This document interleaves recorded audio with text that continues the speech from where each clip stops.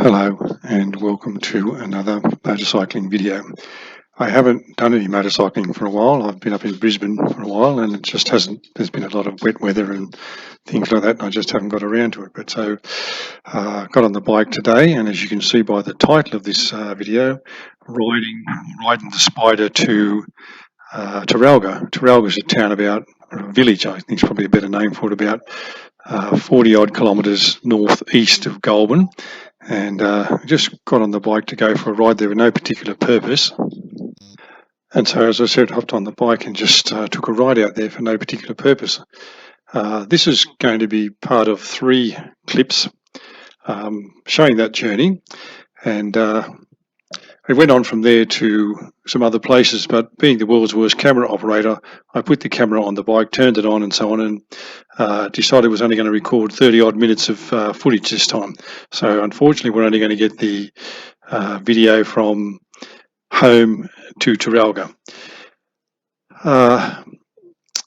In going on this ride, it's the first time for a while that I have, in fact, I think it's the first time ever that I've taken my wife as a pillion on this particular bike that I have now. That's the Spyder RT, the RT Limited. And so I thought this would be a good opportunity for me to make some comments and observations about motorcycle safety, which is, I know, something I've talked about a number of times, and I'll come back to that in a moment, but also in particular talk about safety in relation to pillion passengers. But before I do any of that, a full disclosure, I am not a qualified motorcycle instructor. I have no qualifications or experience or expertise in teaching people how to ride motorcycles. So all of my comments should be taken with that in mind. There are people who run YouTube channels who are qualified motorcycle instructors. They belong to, the ones that I've come across belong to a group in America called the Motorcycle Safety Foundation, and to join that group you have to be accredited as a motorcycle safety instructor and presumably pass some sort of course. I have not done that, and I've not done anything equivalent to that in Australia, but I've ridden for a good while now, and I reckon I've clocked up something close to probably over 250,000 kilometres on the various bikes that I've owned, and so I think that gives me what they say is skin in the game, and therefore some well, I wouldn't say qualifications, but some right to at least make some observations and comments about motorcycle safety in general, and as I said, about pillion passenger or pillion rider safety specifically. So in earlier videos, I know I've talked about several aspects. I should say I've got about 12 minutes and 23 seconds to talk to you about this point, and if you've followed any of my other videos, you'll be aware that I don't use a script. So I'll just talk, and when I get close to 12 minutes and 23 seconds, I'll say to you that that's the end of the video, and perhaps pick it up in the next one or find something else to talk about in the next video. So I have talked about motorcycle safety in other videos previously, and I've talked about road safety and general rules in other videos, but it's worth revisiting some of those things. I've said that there is a compact between all of us who are on the roads. The compact is that we all want to get from A to B and back home to A in one piece. We want to get there safely, we want to get there comfortably, and I guess we want to get there as quickly as we can. So in order for that compact to work, we all agree to follow the road rules for the most part. We all drive on the same side of the road, which in Australia is on the left-hand side of the road. We all stick to the speed limit for the most part. We all keep our cars in roadworthy condition, and we make sure that we're doing all the right things. As the driver of a vehicle, you have a moral, if not legal, responsibility for the people that are in your car. You're required to make sure that they're all wearing seatbelts, and if they're not wearing seatbelts, not only do they get fined, but at least in New South Wales, you also get fined, and you have demerit points attached to your licence. I'm not sure how many, I'm not sure what the fine is, but I know that that is the case.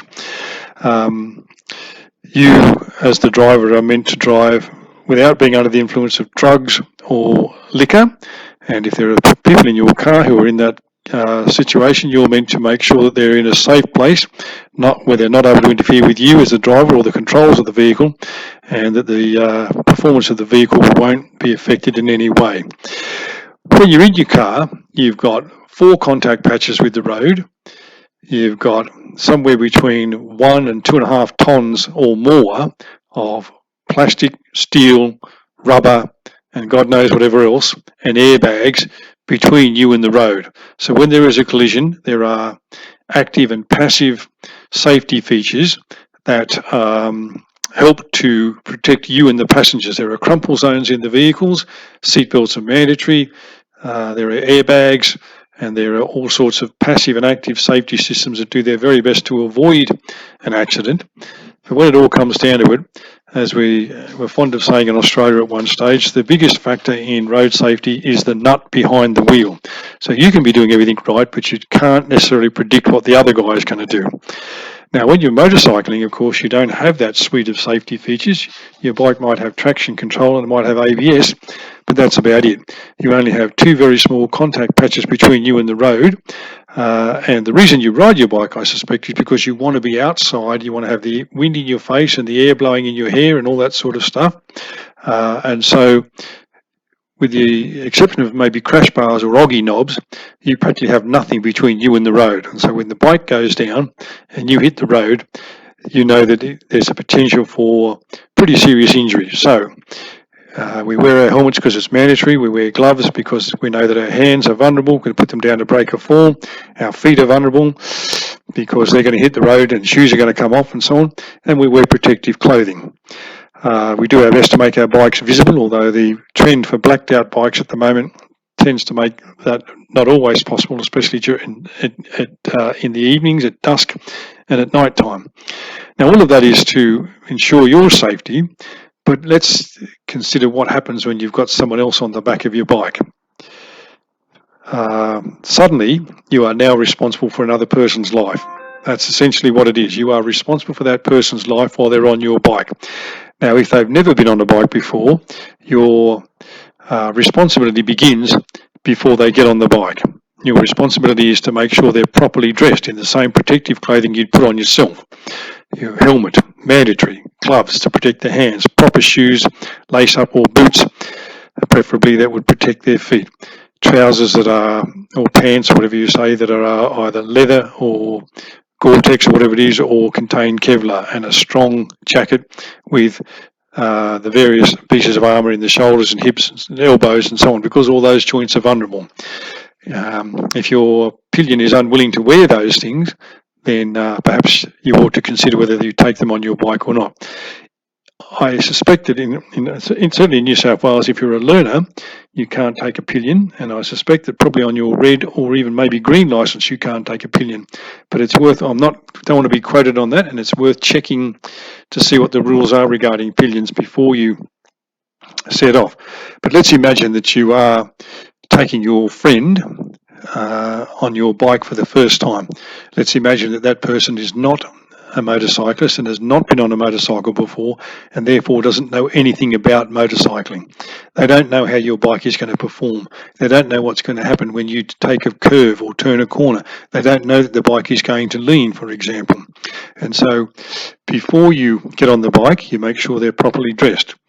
Then you would give them some talk about, well, what's going to happen when you're on the bike. You're going to set off and you're going to ride along, but when you come to a curve, the bike is going to lean, because that's what bikes do. That's what motorcycles do.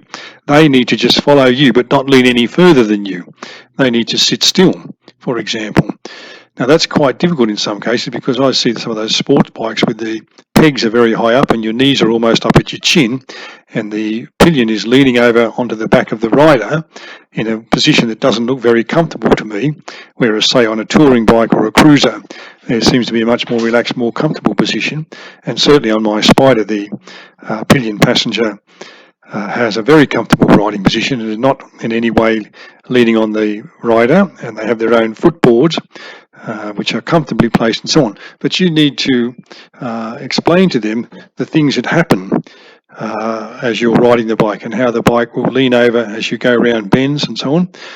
You also need to be aware that you could be now carrying 50, 60, 70, 80, maybe even more kilograms of weight than you were carrying when the last time you rode, which was by yourself. And that extra weight is all over the back wheel, and that's going to affect the dynamics of the bike. It's going to affect how it responds to a turn. It's going to affect how it leans. It's going to affect how it stops, and how much braking pressure you're going to need to apply, and how you're going to need to apply that more gently so that the two of you don't clash helmets and bump heads at every time you stop.